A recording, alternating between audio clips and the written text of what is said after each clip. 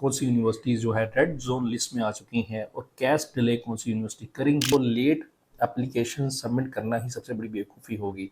तो इसमें आपने लेट बिल्कुल नहीं करना। स्कॉलरशिप जो है वो आपको 10 लाख से 22 लाख तक की स्कॉलरशिप देती हैं।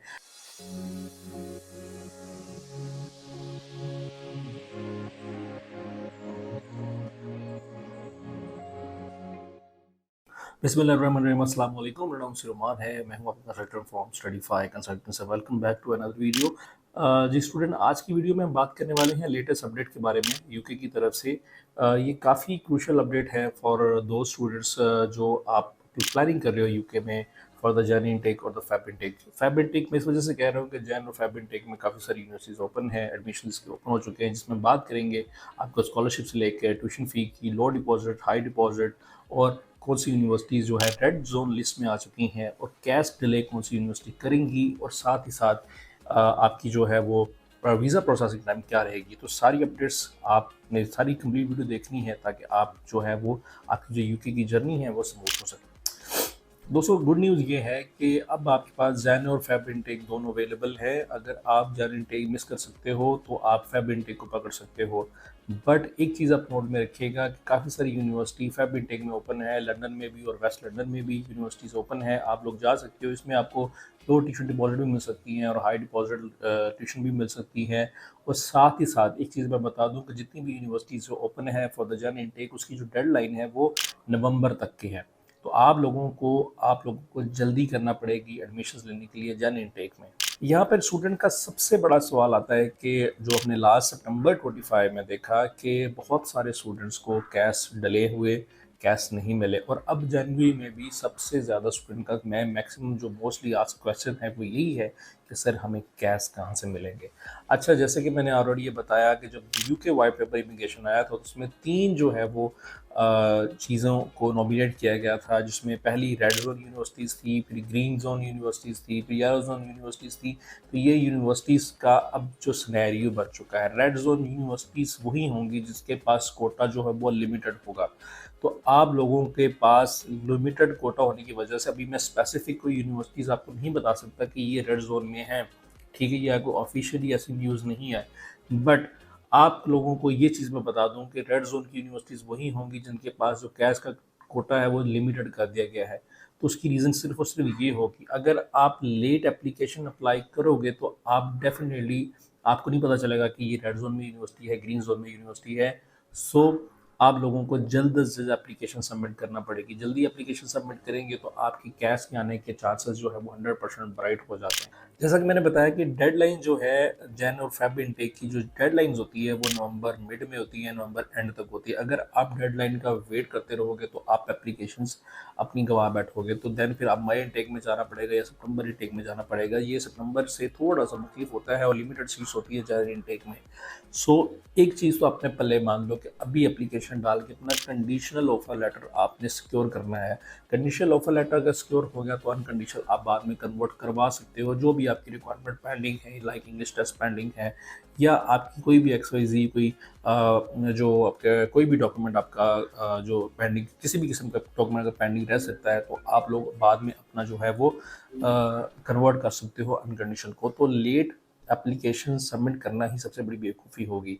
तो इसमें आपने लेट बिल्कुल नहीं करना। काफ़ी सारी यूनिवर्सिटीज़ जो है आपको ऑफर लेटर जो है 48 आवर्स में दे रही हैं। कुछ यूनिवर्सिटी आपको 25 आवर्स में भी, 24 आवर्स में भी एप्लीकेशंस जब डालते हैं तो ऑफर लेटर्स दे रही हैं। But normally turn around time universities का बहुत फास्ट चल रहा है। लिमिटेड यूनिवर्सिटीज़ है, मतलब सारी यूनिवर्सिटी नहीं। कुछ का मैं इसके ऊपर आपको एक अलग से वीडियो भी बना दूंगा। जो ज़्यादातर 15-20 यूनिवर्सिटीज़ है उसमें मैं एक छोटी सी वीडियो बनाऊंगा 2 से 3 मिनट की।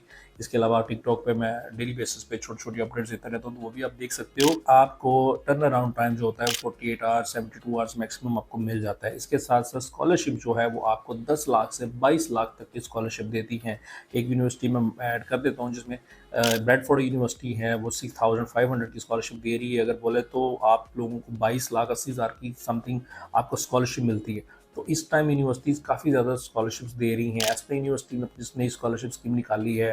लंदन मेट्रोपॉलिटन यूनिवर्सिटी ने नई स्कॉलरशिप निकाली है। बहुत सारी यूनिवर्सिटीज़ जो है आपको ज़्यादा से ज़्यादा स्कॉलरशिप देने की कोशिश कर रही हैं कि स्टूडेंट ज़्यादा से ज़्यादा जो है वो यूके आ सके। उनको ये जो स्कॉलरशिप आपको मिलती है ये आपको अकोमोडेशन, आपको लिविंग कॉस्ट में काफ़ी ज़्यादा मदद करती है अगर आपको यहाँ से स्कॉलरशिप अच्छी मिल जाए तो। अच्छा, इसमें कुछ ऐसी यूनिवर्सिटीज़ भी हैं, अगर आप अर्ली बर्ड पेमेंट करते हो तो उसमें आपको 1000 की स्कॉलरशिप एक्स्ट्रा मिल जाती है। इवन कुछ यूनिवर्सिटी 500 पाउंड तक भी देती हैं।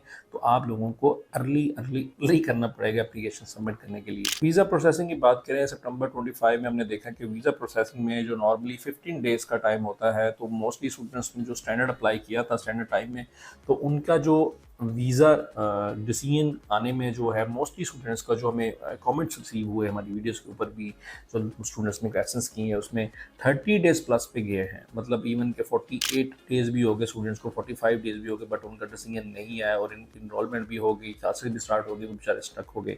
इवन के ऐसे स्टूडेंट भी जिन्होंने प्रायोरिटी पे अप्लाई किया, तो उनका जो प्रायोरिटी में विद इन 5-7 डेज़ में रिप्लाई आना चाहिए था, बट उनको जो आगे 25 दिन में आ रहा है। तो स्टैंडर्ड जो टाइम है प्रोसेसिंग टाइम का, जैन इनटेक में आप अपने माइंड में रखना है कि अगर आप स्टैंडर्ड टाइम में अप्लाई करेंगे तो आपका जो मिनिमम वीज़ा का डिसीजन आपको आएगा वो तकरीबन आपको 30 डेज़ वेट करना पड़ेगा।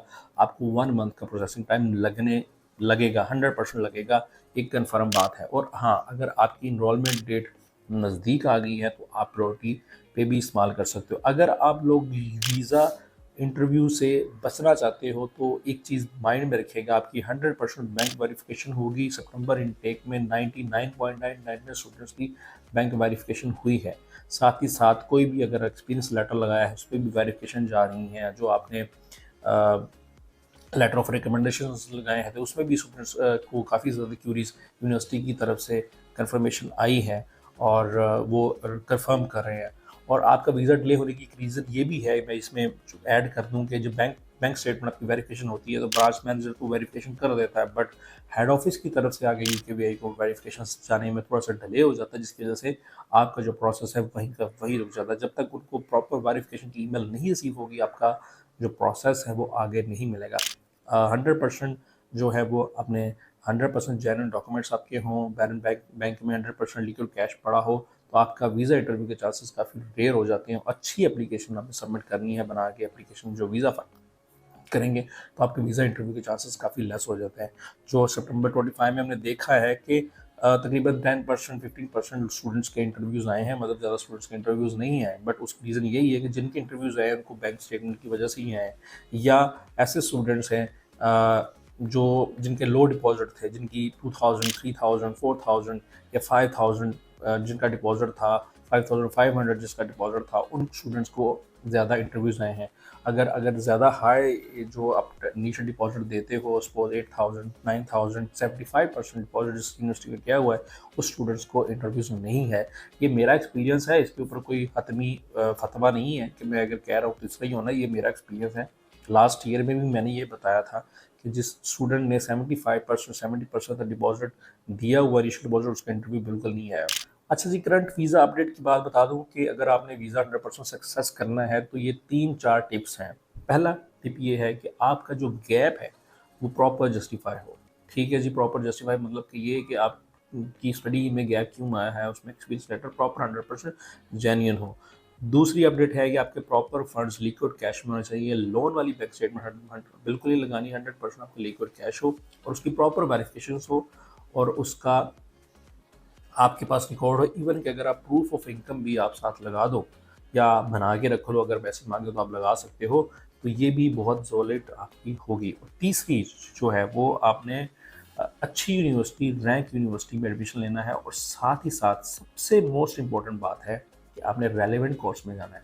अगर रेलेवेंट कोर्स में आप अप्लाई नहीं करोगे तो डेफिनेटली आपको प्रॉब्लम आ सकती है, आपका कैश डिले नहीं हो सकता। ये छोटी छोटी अपडेट्स हैं वो उन स्टूडेंट्स के लिए जो कि जाने टेक में अप्लाई करना चाह रहे हैं।